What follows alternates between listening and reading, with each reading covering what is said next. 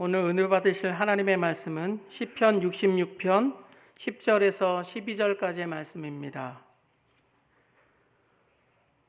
시편 66편 10절에서 12절까지의 말씀을 다 같이 합독하시겠습니다. 하나님이여, 주께서 우리를 시험하시되 우리를 단련하시기를 은을 단련함과 같이 하셨으며, 우리를 끌어 그물에 걸리게 하시며 어려운 짐을 우리의 허리에 메어 두셨으며, 사람들이 우리의 머리를 타고 가게 하셨나이다. 우리가 불과 물을 통과하였더니 주께서 우리를 끌어내사 풍부한 곳에 들이셨나이다. 아멘. 자, 세옹지마라는 말이 있습니다. 세옹마라는 말도 같이 이렇게 쓰이고 있는 사자성어인데요. 이 말의 뜻은 뭐냐? 중국에 옛날 세옹이라는 노인이 있었는데, 그가 애지중지 키우던 재산 목록 제1호 말 한 필이 오랑캐 땅으로 도망을 갔어요. 큰 재산적인 손실이에요. 동네 사람들이 와가지고 어떻게 하냐고, 그렇게 큰 재산을 잃었으니 위로하고 같이 슬픔을 나누고 있었는데도 덤덤히 있으면서 하는 말이, 그 화가 변화해서 어떻게 또 복이 될 줄 누가 아는가, 그러는 거예요. 근데 얼마 있다가 그 달아났던 말이 혼자 들어온 것이 아니라 다른 말 한 필을 데리고 들어왔기에 사람들이 또 모여서 야, 축하합니다. 어떻게 이런 일이 있을 수 있겠습니까? 무슨 막 기뻐했더니, 그때도 그 복이 변하여서 또 언제 또 화가 될 줄 누가 알리요 하면서 덤덤했대요. 근데 그 집에 아들 하나가 있었는데, 그 새로 들어온 그 준마가 길들여지지 않은 상태인데 그를 말을 타두고 있다가 팍 뛰는 바람에 낙마해서 다리를 분질렀어요. 사람들이 와가지고 또 이거 무슨 재앙이냐 했더니, 하하, 그 재앙에 변화해서 또 어떤 복이 될 줄 누가 알리요. 또 덤덤하더래요. 얼마 있다가 전쟁이 일어났는데, 국가에서 전쟁에 필요한 병력을 채우기 위해서 젊은이들을 다 끌고 가는데, 이 사람은 다리를 절기 때문에 전쟁터에 나가지 아니하서 목숨을 부지하게 되었다는 옛날 이야기인 것입니다. 자, 이 이야기는 인생의 길흉 화복이 선악간에 예측할 수 없게 온다는 얘기예요. 그러나 다시 또 말하면은, 우리가 겪는 큰 재앙이라 할지라도 내 마음 자세를 어떻게 갖느냐에 따라서 그것이 다시 큰 복으로도 바뀔 수 있다는, 전화위복과 같은 말로 우리가 쓸 수 있어요. 이것을 우리가 성경적으로 보면은 로마서 8장 28절. 여러분들, 전화위복이나 세옹지마는 어떤 조건이 없이 어느 누구에게도 이런 일이 일어난다고 이렇게 말해주는 거예요. 로마서 8장 28절은 하나님의 사랑하는 자, 조건이 붙어요. 곧 그의 뜻대로 부르심을 입은 자들, 이 두 가지 조건에 한해서 모든 일에 합력하여 선을 이루게 되느니라. 할렐루야. 자, 같은 고난 중에도 내가 어떤 마음 자세를 갖추느냐가 관건이에요. 제가 만들어낸 말이 있어요. 문제는 문제가 아니라 문제가 문제가 아니라, 문제는 문제가 문제가 아니라 문제는 바로 나다예요. 내가 어떤 자세를 취하느냐에 따라서 그 문제가 바뀔 수도 있고 좋아질 수도 있고 나빠질 수도 있어요. 속을 많이 썩히는 그 자식에게 어머니가 탄식합니다. 야, 이놈의 자식아, 너 때문에 내가 늙는다. 너 때문에 내가 이제는 살 날이 얼마 남지 않은 것 같이 팍팍 늙는다. 근데 그 말이 과학적으로 증명이 되고 있어요. 사람이 스트레스를 많이 받으면은요, 우리 속에 있는 DNA에 생물학적 나이를 주장하는 텔로미어라는 그 유전인자가 있는데, 그게 단축이 된대요. 짧아진대요. 그러면 우리들의 수명이 짧아진다는 거예요. 이게 미국 과학학술원의 연구 결과 발표된 내용이에요. 속 썩지 맙시다. 알아서 하세요. 알아서 하세요. 생명이 아깝거든 항상 기뻐하라. 오래 살고 싶으면은 너무 염려하거나 근심 갖거나 또 문제에 눌려가지고 그냥 시름거리지 하지 마시고 항상 기뻐하라. 할렐루야. 자, 그래서 인간이 겪는 자연재해나 가난과 저주와 인간관계에서 오는 여러 가지 갈등과 아픔, 상처, 질병, 이 모든 것의 이유는 인간이 지은 죄 때문이요. 그리고 그를 통해서 역사하는 귀신의 열매예요. 그렇지만 그것도 우리가 끝내지 말고 이 일들을 위해서, 그러니까 더 나은 삶을 위해서 하나님이 나에게 주시는 연단이요 훈련이다. 인생을 변화시키고 인생을 선한 모습으로 바뀌기까지 가장 혁혁한 공로가 뭐냐? 고난 외에는 그렇게 인간을 바꾸는 경우가 없다는 얘기예요. 이 고난과 역경을 통해서 너무나도 힘들고 너무나도 절망이고 이제는 어떤 누구도 나에게 도움이 되지 못한다 싶어서 찾은 분이 우리 하나님이시에요. 고난이 없이 예수 믿은 사람 아무도 없어요. 너무 괴로워서 힘들어서 이런 자살 직전의 어떤 모습으로 마지막 지푸라기도 하나 잡겠다는 뜻으로 내가 예수 하나님을 찾았는데 나의 문제만 해결된 것이 아니라 영원한 생명을 얻고 천국 백성이 되어지는 그 길도 열렸다는 것을 볼지인데 이 고난이 얼마나 기가 막힌 역할을 감당하는 거예요.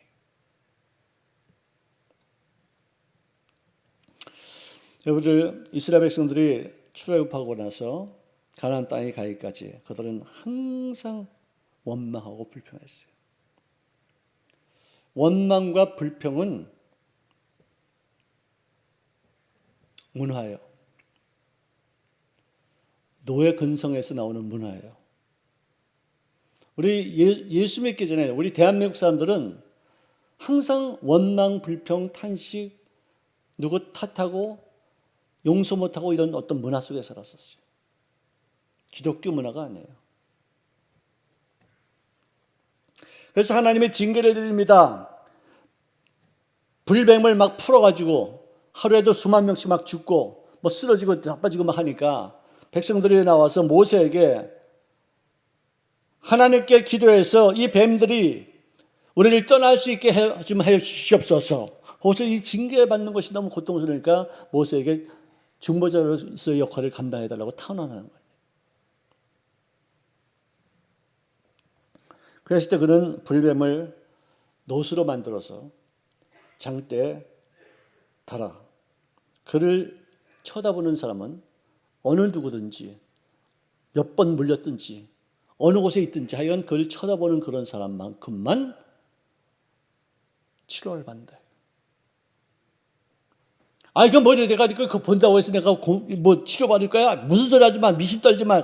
막 이러고서 안 하는 사람들은 전부 다 죽었어요. 근데 장대에 달린 그 노뱀을 보는 그 순간 살 것이라는 그 말씀을 들은 사람들이 순종하고 믿었을 때 모두가 다 구원받은 것과 마찬가지로 요한복음 3장 14절에 주님 말씀하시기를 모세가 광야에서 뱀을 든 것 같이 인자도 들려야 하리니 이는 그를 믿는 자마다 그를 바라보고서 내가 대신 받을 심판을 그분이 대신 받았다. 내가 받을 심판을 그분이 대신 받았다. 라고 믿는 그런 인생들에게 영생을 얻게 하려 하십니다. 예수님께서 십자가에서 대속의 죽음을 당하실 것에 대한 예표가 바로 그 사건들이었다는 것이에요. 지난번에 제가 4박 5일 동안 우리 가족들을 만나고 왔어요. 주로 조지아주에 있던 애틀란타라는 그 도시에서 닷새 동안 있었는데요. 그들이 아빠를 데리고 또 남편을 데리고 여기저기 어디 데릴 거 다 계획을 짰는데 내가 딱 했어요. 너희들이 애틀란타에 와 있는데 여기서 여기는 꼭 들려야 된다. 아빠도 거기 몇 번 갔다 왔어. 어디냐면은 마틴 루터 킹 목사님의 생가와 그의 박물관 같은 거예요. 그걸 뭐라고 하더라? 메모리얼, 뭐 기념관이죠. 거기 가야 된다. 그분은 흑백 인종 차별을 한거에서 I have a dream이라는 어떤 그런 주제로 설교한 게 있는데 제가 들어본 설교 중에서 가장 명설교가 아마 그분 설교가 아닌가 생각이 들 정도로 굉장한 감동이 있었어요.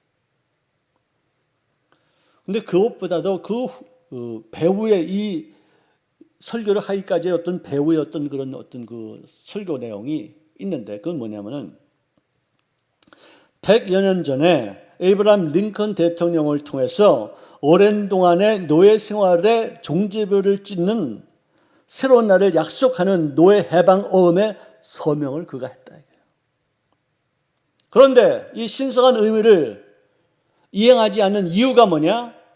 그 어음을 지불할 수 있는, 그 어음의 가격을 매겨서 지불할 수 있는 돈, 은행에 잔고가 없기 때문에 부도 처리를 해왔다. 그래서 분명히 노예 해방에 대한 어떤 공식적인 문서, 법률이 다 제정되어 있음에도 불구하고 흑백의 차이, 또 이 흑인들에 대한 어떤 그런 멸시감, 인종차별들이 너무나도 극심한 거였어요. 특히 남부 이 애틀란타 그 지방에.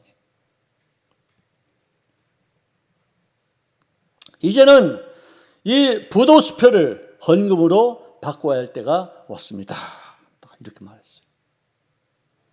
그 말을 하고 나서 암살당했어요. 그의 목숨을 담보로 해서 모든 사람들이 인권 회복, 흑인 운동을 벌여서 그 사람의 죽음이 헛되지 않게 하자 해서 확 일어나가지고 결국은 그 수표가 현금으로 부활되어져서 지금 미국에는 그래도 흑백의 어떤 그런 차별이 옛날보다는 훨씬 더 줄었어요. 지금도 있어요. 흑백 논리가 있어요. 하지만 옛날에는 공경원에게 버스 안에서 흑인 내리라고 그러고, 흑인 할아버지가 앉아있는데 백인 어린아이가 와서 아저씨 일어나라고 그러고 자기가 앉고, 이런 게 공경원에였었어요.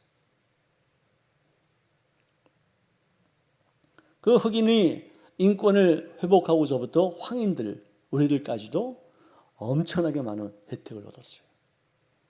옛날에 한국 사람들 진짜 멸시당했었어요. 요즘은요, 한국이 너무나도 훌륭한 나라가 되어져서 정말 경제적으로 민주화로 모든 면에서 정말 탁월한 그런 민족이 되어서 어디 가든지 대접받아요. 정말 그래요. 나는 언제 한번 LA 가서 친구들하고 같이 식사하는데 전화가 왔길래 내가 바깥에 나가서 전화를 받는데 흑인 아니지만 백인 키 큰 사람이 막 뛰어나오더니 나한테 뭐 여기다 행커치 이렇게 골랐다 막 해주고 막 그래요. 그래서 얘가 왜 이러는가. 근데 보니까 내가 한국에서 온 사람인 줄 알아. 내가 거기 미국에서 살고 있는데. 한국에서 온 사람들은 팁을 줘도 100불짜리 탁탁 주거든요. 내가 팁 100불 줄 줄 알고 온갖 서비스를 당하는 거예요. 그만큼 한국 사람들한테 공항에서부터 틀려요. 우리한테 대하는 게. 옛날하고 지금하고는 천지 차이예요. 그만큼 위상이 좋아진 거예요.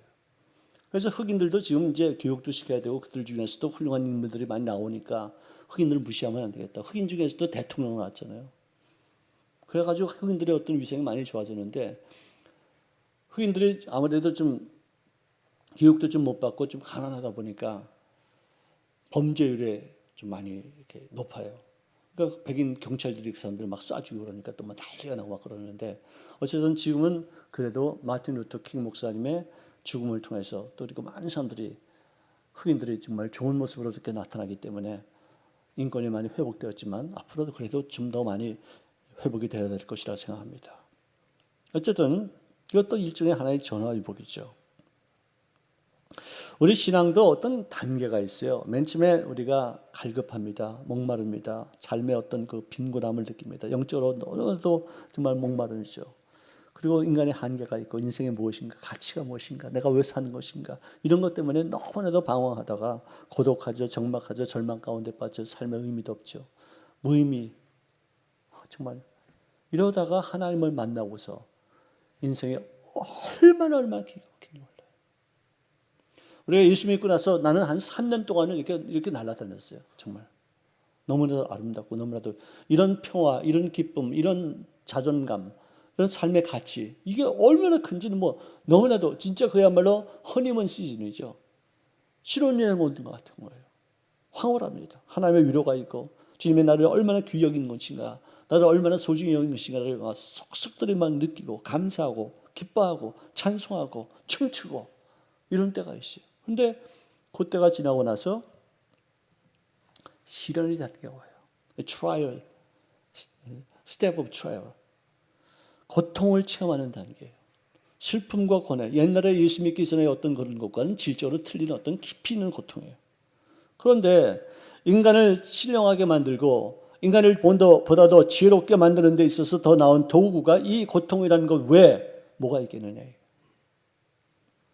맨 처음에는 우리가 우유만 먹죠. 그 다음에 밥 먹죠. 죽 먹죠. 그 다음에는 고기도 먹고 뼈도 먹을 수 있는 단단한 음식을 먹을 수 있기까지 성장을 이루기 위해서 가장 최선의 방법이 뭐냐? 고난과 역경과 시련과 슬픔이에요. 인간의 힘으로 도저히 해결할 수 없는 그런 정막강산 같은 막다른 골목이에요. 성경은 내가 너희들에게 시험을 피하게 하겠다. 또 어떤 역경을 면하게 하겠다. 고난을 받지 않겠다라고 약속한 적 한 번도 없어요. 야고보서 1장 2절에 보니까 너희가 여러 가지 시험을 당하거든 인간에게 시험은 꼭 당하게 돼 있어. 근데 너희가 지금 생각하기에 내가 지금 시련 당한다고 생각이 들거든 온전하게 기쁘게 여기라. 너희 믿음의 시련이 인내를 만들어내기 때문이라. 고난이 우리에게 주는 유익이 있다는 거예요. 인내처럼 귀한 게 어디 있어요? 왜 사람들이 기도 응답 받지 못하느냐? 기다리지 못해서, 참지 못해서, 견디지 못해서 그냥 뒤쳐나가니까. 조금만 참으면 되는데, 조금만 더 기다리면 되는데, 조금만 더 준비되면 되는데 그걸 못하니까 인생이 많이 망가져요. 우리 믿음의 조상을 넓게 보더라도 아브라함도 하나님이 그를 부를 때는 복덩이가 아니었어요. 무자격자였어요. 형편없는 인생이었어요. 아니 네 자식과 네 고향과 네 아비집과 네 친척들을 다 떠나서 내가 지시할 땅으로 가라고 그랬는데 자기 고향 땅만 떠났지 아비집과 친척 다 데리고 갔어요. 엄청난 큰 재산과 가축과 종들을 다 데리고 갔어요. 그런데 그들이 간 그곳이 흉년이 드니까 이 사람들하고 어떻게 얘기할 수 없어서 그 사람들 어떻게 매니징을 못하니까 애굽으로 튄 거예요. 네, 좋습니다. 네, 음악 소리가 아름답습니다. 여러분들 다른 분들도 혹시 그 휴대폰 이렇게 갖고 있으면 좀 보세요.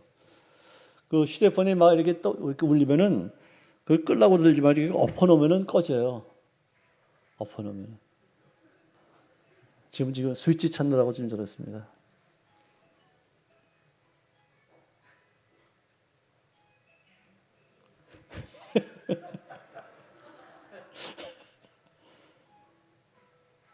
이 사람에게서 저 사람에게서 막 못 끕니까?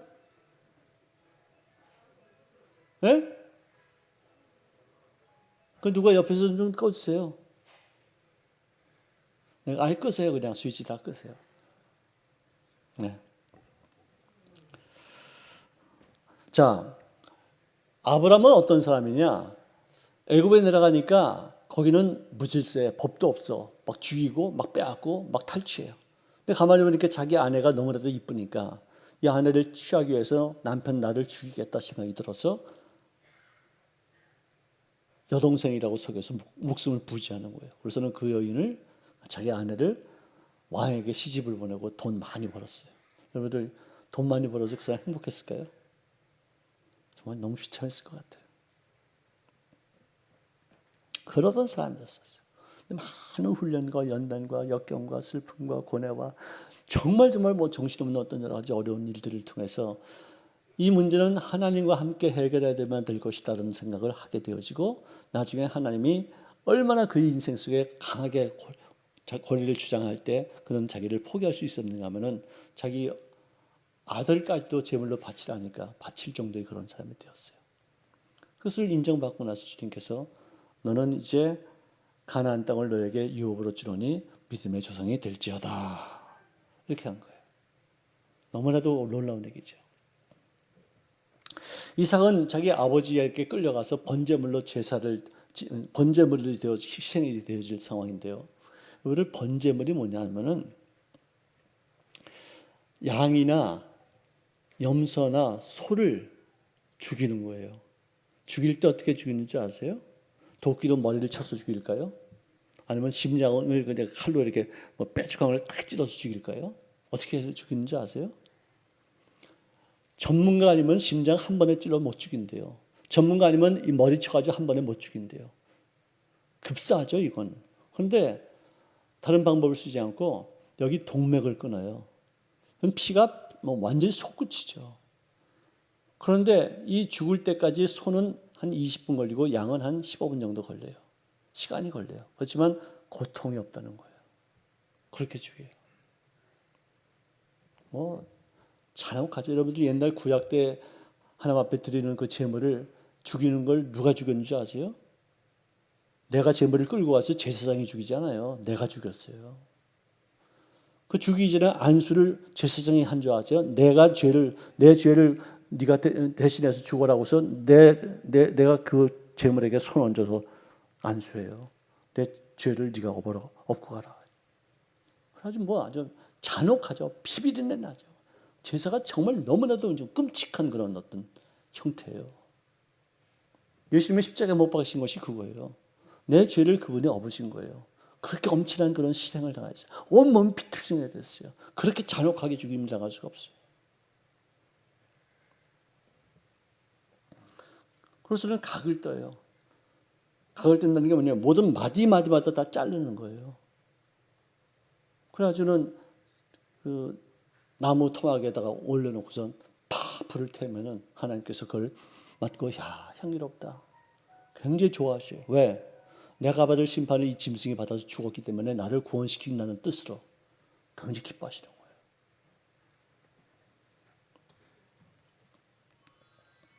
할렐루야. 오늘 아주 음악이 많이 들리네요. 자, 이런 어떤 번제물 사건을 통해서 그가 양이 옆에 있는 것을 통해서 그 양이 자기 대신해서 제물이 되는 그런 전화유복이 있었어요. 그리고 하나님께서 너는 멀리 가지 말고 이 땅에 거해라. 절대로 어디 딴 데 가서 이렇게 일하지 말아라. 그러면 내가 너를 복되게 하겠다. 그래서 아무 데도 안 갔는데 거기에 흉년이 일어났어요. 그 흉년 중에 또 지가 배운 게 그거라고 자기 아내를 또 시집 보내게 할 뻔했어 또. 시집가지는 않았어요. 다행스럽게. 아버지는 2번씩이나 보냈는데 자기는 그래도 보낼 뻔했어요. 그렇게 자기 목숨을 아끼기 위해서 또 자기 아내까지 이렇게 팔려고 했었던 그런 아주 나쁜 사람이었어요.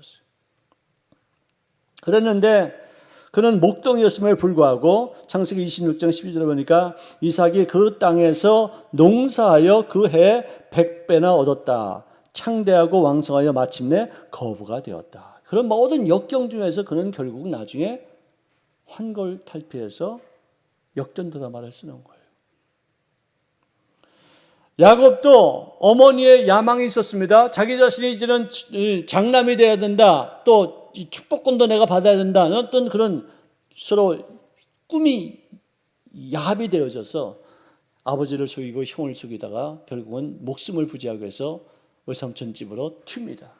거기서 또 많은 역경을 겪다가 결국은 재산을 많이 얻어서 고향 땅으로 가는데 약복강 나루터에서 천사를 만나서 건너가라 마라 건너가라 마라 아니다 난 여기 있어야 된다 건너가면 나 죽는다 아니다 믿음으로 건너가도 하나님이 다 살리게 하시다 다 싸우다가 천사가 팍 이 환도뼈를 침으로 탈골이 돼가지고 불구가 되는 거예요.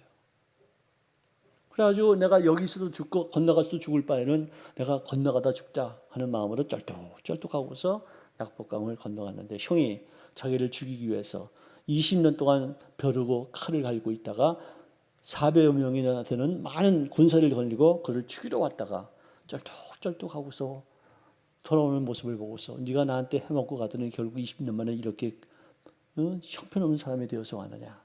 참 안 됐다. 참 불쌍하다 싶어서 그를 죽이러 왔던 그 군사들이 오히려 그를 호위하는 군대가 되어져서 그를 보호하고 목적지까지 안내하게 되더라는 것입니다. 이게 다 이런 것이 다 전화유복이라는 거예요. 성경은요 어느 구절을 보더라도 역전 드라마를 쓰는 것이 수도 없이 많아요. 세옹지마 전화유복 승리를 해도 역전으로 승리하는 그런 것으로 다 되어 있어요.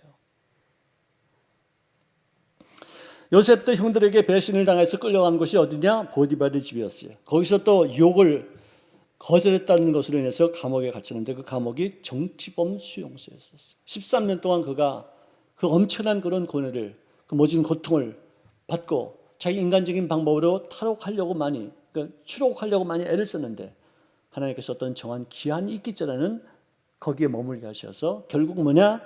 국정을 베풀되 정말 기가 막히게 베풀 수 있는 어떤 국무총리가 되기 위한 그런 준비기간이 13년 동안의 종살이, 옥살이 시간이었다는 거죠. 너무 놀랍잖아요.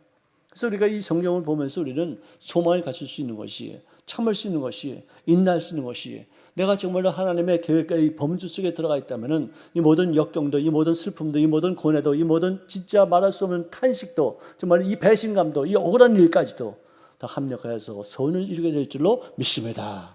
우리가 이렇게 감당할 수 있는 것이에요. 여러분들, 김선태라는 목사님이 계세요. 지금은 거의 연세가 한 80이 넘으셨을 것 같아요. 이분은 얼마 전에 강서구 등촌동에 지하 4층, 지상 8층으로 아이센터를 신축했어요. 그래서 이 실로암 안과인데요. 약 40여 년 동안에 개안 수술만 4만 명을 했어요. 개안 수술이 뭔지 아세요? 장님의 눈을 뜨게 하는 수술이에요. 그 다음에 무료 진료만 60만 원 했고, 아시아나 아프리카 사람들에게까지도 빛을 선물하는 실명한 사람들, 가난한 사람들에게는 그야말로 구세주 같은 그런 원장님이 바로 김선태 목사님이세요. 이분은 6.25 전쟁 중에 부모님이 북한군의 폭격으로 인해서 죽음을 당하게 된 그런 아이였었어요. 20일 뒤에는 친구들이 그 수류탄 하나 불발된 것을 주워하다가 그걸 두드리다가 터져가지고 얘들은 다 죽고 자기는 실명을 하게 되죠. 눈을 잃은 채 어렵사리 찾아간 고모에게 말할 수 없는 수모와 매질과 천대와 짓밟힘, 학대. 왜? 장님은 재수가 없었다고 생각했기에 친척 중에 누가 하나가 장님이 찾아오면 정말 인간 이하로 취급한 거예요. 그가 나중에 성공해서 기자들이 물을 때 그렇게 모질게 학대하던 사람들에 대해서 지금 목사님은 어떻게 생각하십니까? 했더니 하는 말이, 그때 당시에 그런 차별과 수모와 금하던 진짜 짓밟힘이 없었더라면은 나는 안마사나 점술가가 됐을 것이다. 그때 너무나도 인간 이하의 대접을 받다 보니까 나는 이러고 살면서는 안 된다. 나는 비록 눈을 멀었지만 나는 성공해야 되겠다 해서 공부도 많이 하고 그걸 참고 견디고 정말로 그 역경을 갖다 돌파한 결과 내가 이런 모습으로 많은 사람들을 위해서 봉사하는 사람이 되었지. 그때 많은 사람들이 나를 친절하게 대하고 나를 뭐 정말 보호하고 좀 귀여겨 줬다면은 나는 안마사가 됐을 것이다. 점술가나 됐을 것이다. 참 기가 막히는 대답이에요. 그는 자살 시도도 몇 번 많이 했었는데 그때마다 죄 음성을 들었는데 한 번은 허리끈으로 목을 내매서 자살하려고 그러니까 하나님께서 하신 말씀에 죽지 마라. 옛 이야기하고 사는 날이 곧 올 것이다. 이런 말씀하시더래요. 또 한 번은 우물에 투신을 했는데 참아라. 빨리 나와라. 그러더래요. 그래서 또 기어 나왔대.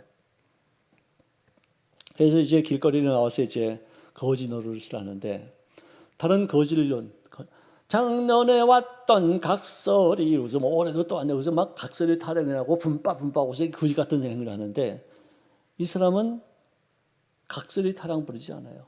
동요를 부르거나 찬송가를 부르면서 단정하게 동량하는 그런 어떤 자갈치 시장의 거지 왕초가 됐어요. 그러면서도 장님인데 거지 왕초가 되는 게 이게 보통이 아니거든요. 주일 성수만큼은 꼭 했다. 어떤 일이 있어도 나는 하나님을 일주일에 한 번은 교회 가서 만나야 된다. 그렇게 했다. 그 하루는 대입 국가고시를 봤는데 만점으로 합격이 되었어요. 그런데 시험 볼 수 없다고 기각이 났어요. 왜? 장님이 무슨 시험을 보느냐. 그건 법에도 없다. 그래서 그가 문교부 대학 교육장 방을 33번이나 방문하고 항의합니다. 당신 같은 사람은 대한민국을 후진국으로 끌어내리는 적폐요. 당신은 나쁜 사람이에요. 그래서는 막 데모하고 난리를 치고 나같이 함께 차라리 죽시다. 당신은 그야말로 나쁜 놈이니까 인류 역사에 아주 나쁜 짓을 하는 그런 대적 같은 마귀 같은 놈이니까 나하고 같이 죽자. 그래서 칼을 갖다 빼가지고 막 휘두르고 막 난리를 쳤대. 뭐 눈에 보이는 게 없으니까 그죠? 장님하고 눈 뜬 사람하고 싸우면은 꼭 장님이 이긴대요. 눈에 뵈는 게 없어가지고 그냥 막 그래가지고 며칠 후에 그 시각 장애인들이 대학 응시할 수 있다는 어떤 법령이 생겨서 드디어 학교에 공부할 수가 있었게 돼요. 그래서 그 법이 그때 이 사람 때문에 생긴 거래요. 많은 사람들이 도왔지만 특별히 미군 병사들이 그를 도와줘서 결국은 그는 대학에 박사학위까지 땄는데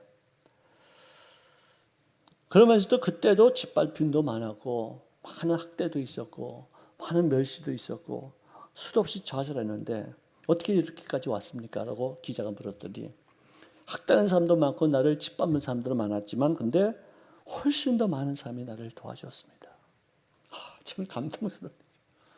그분이 그렇게 생각하는 것이죠. 그렇죠? 근데 거지 노릇하면서도 학교도 졸업하고 박사학위까지 받으니까 주변에 여자들이 많이 생겼대요. 이 사람은 눈은 멀었어도 정신이 올라오고 이 사람하고 결혼하면 밥 굶기는 틀렸구나. 정말 잘 살 수 있겠구나 어떤 생각에 한 여자들이 이제 아내가 되기 위해서 응모했는데 이 사람은 전혀 결혼에 대한 관심이 없었어요. 근데 누가 이제 소개해가지고 이제 누구 하나 만났는데 그 여인에게 이렇게 말했대요. 나는 가진 것이 없습니다. 나하고 결혼하면은 고생 100가지로 합니다. 그랬더니 그 여인이 하는 말이 하나님 주시는 대로 전략하고 살겠습니다. 감사하고 살겠습니다. 그러더래. 근데 그 말이 그냥 가슴에 쏙 들어오더래. 어떻게 이렇게 말을 하는지. 그래서 한 가지 또 얘기를 했대. 만약에 공산군이 들어오면은 당신은 신앙을 택하겠어? 아니면 공산군에게 넘어가겠어? 하니까 한마디로 신앙을 당연히 택해야죠. 딱 그러더래. 그래서 오케이. 그러면 뭐 더 이상 두 마디도 말할 것도 없다. 결혼! 합시다. 그랬는데 그 집 친정어머니가 반대하는 거예요. 못한다. 왜 내 딸이 뭐가 어때서 장님한테 시집가냐. 안 된다. 내 목을 째라. 뭐 이러면서 내 배를 째라. 이러고서 못 간다고 막 했는데 갑자기 그 장모님 되실 분이 급성 방광염이 걸려가지고 병원에 입원한 거예요. 근데 그 병원에서 머무는 동안에 꿈을 꾸었는데 하나님이 예수님이 나타나셔서 안 못 보는 목사 후보생을 받아들여라 그러죠. 그래가지고 순종을 해서 이제 결혼식을 이제 해서 결혼 날짜를 잡아놨는데 1968년도 남대문 시장에 대화재가 일어났어요. 그걸 굽지를 못하는 거예요. 며칠 동안 타는 거예요. 근데 처가집에서 거기에서 옷가게를 하고 있었는데 불이 막 오니까 내일이면 이제 결혼식 하는데 불이 막 오는데 이 옷가게 이제 뭐 바로 일보 직전에 갑자기 비가 엄청 와가지고 불이 샥 꺼진 거예요. 할렐루야. 전화위복이에요. 그래서 결혼식도 무사히 잘 마쳤다는 전설 따라 삼천리. 할렐루야. 여러분들 예수 믿을만 하잖아요. 이게. 멋있잖아요.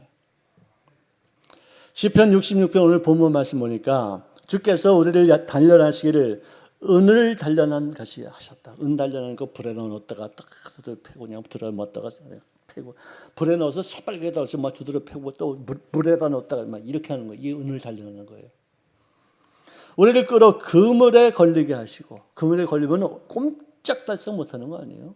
우리 인생 살면서 그럴 때 많이 있어요. 어려운 짐을 머리에 두거나 어깨에 두는 게 아니라 허리에다가 두었어. 그러니 얼마나 힘들어. 얼마나 이거 끌고 가려면 힘들어.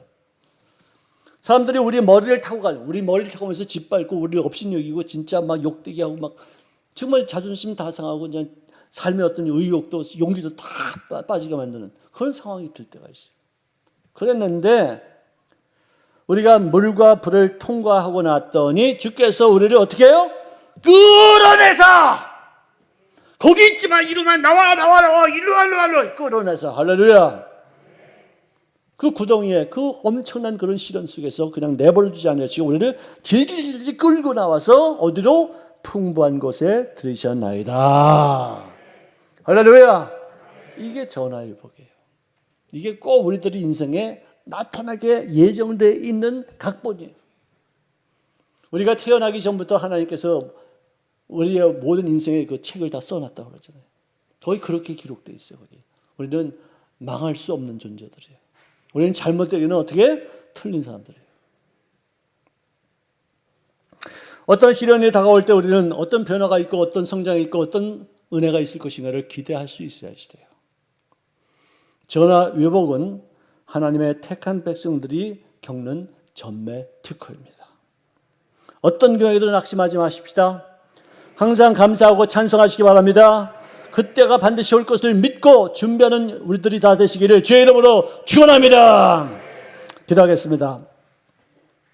사랑하시는 주님 고맙습니다. 이 전화위복이 우리들의 인생 속에 이미 예정된 하나님의 뜻인 줄로 믿사올진데 낙심하거나 좌절하지 아니하고 오히려 더 감사하며 더 그릇을 준비해서 더 큰 일을 만들어가는 데 쓰임받는 죄를 되어지게 역사하여 주시옵소서. 끝까지 견디어나가며 끝까지 하나님의 때를 준비하는 죄를 되어지게 하여 주셔서 주의 영광이 그냥 지나가지 아니하고 우리들의 생활 속에 체험되어지고 수많은 사람들을 살리는 데까지 쓰임받는 죄를 되어지게 역사하여 주시옵소서. 예수님의 이름으로 축복하며 기도합나이다.